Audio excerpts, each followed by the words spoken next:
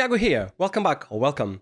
And if it's the last one, please let me tell you, we do tech reviews and unboxings of cool tech, like this one today. If that's something interests you, please consider subscribing, give a thumbs up in this video and share it all around with your friends. With this said, we're gonna start a review of the Nubia Z70. Yeah, so in this video I'm gonna tell you all about this smartphone. Price, specs, how it performs, and so on. And in the end, I'm gonna tell you if it worth the price. With this said, let's start the review. Right guys, so before we dive in on the review, let's start with the price. And this is quite expensive, but it's a premium phone, in my opinion, of course. So, looking at the price for the UK, is around £749. For the US, it's around $769. Like always, I will leave links in the video description. Please use the links if you want to buy the phone. It doesn't harm you and helps the channel. Let's move on with the review. So, let's see what's in the box. So, we have the manuals. A very simple white case, but it's good to see that Nubia puts a case with the phone. We have a red Type-C to Type-C cable for charging and a charger that charges the phone at 80 watts. Again, shame on Apple and Samsung for not putting a charger with their phones. Let's move on to the design. So next, looking at the design, I have the yellow version, but doesn't look that yellow in my opinion. It's more like a white color, something like that. Looks really good in my opinion. There is also a blue and black version. The frame looks really good and also feels so good with the aluminum frame in your hands. The power button is red with some more texture on it. As you can see, we have also a camera button that is much better than the Apple one. On the other side you have a switch that you can customize. I have mine for the gaming mode. I believe it comes as a camera mode. I really love the frame, it's all square off. At the bottom we have a USB-C port, SIM tray that takes 2 nano SIM cards and a speaker. At the top, AI transmitter, microphone and antenna lines.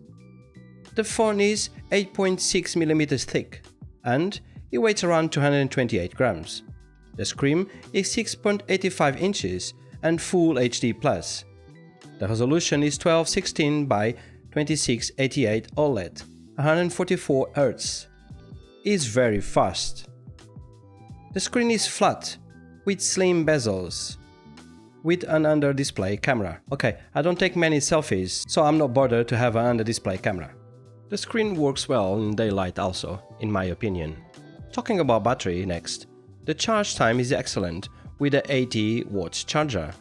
It has fast charging or turbo charging like Nubia likes to call it, fast charge separation, and it comes with a massive 6150 mAh battery.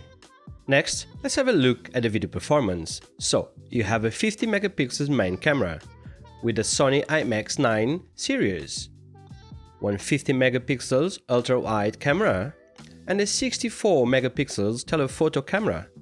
On paper sounds really good, but nothing better than watch the video samples.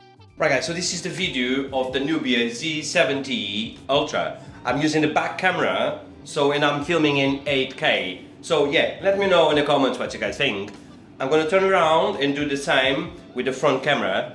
Let's not forget there is the glass, so that's the screen covering the front camera. So let's see how the quality is. Right guys, so this is the video of the Nubia Z70 Ultra. And I'm filming with the front camera.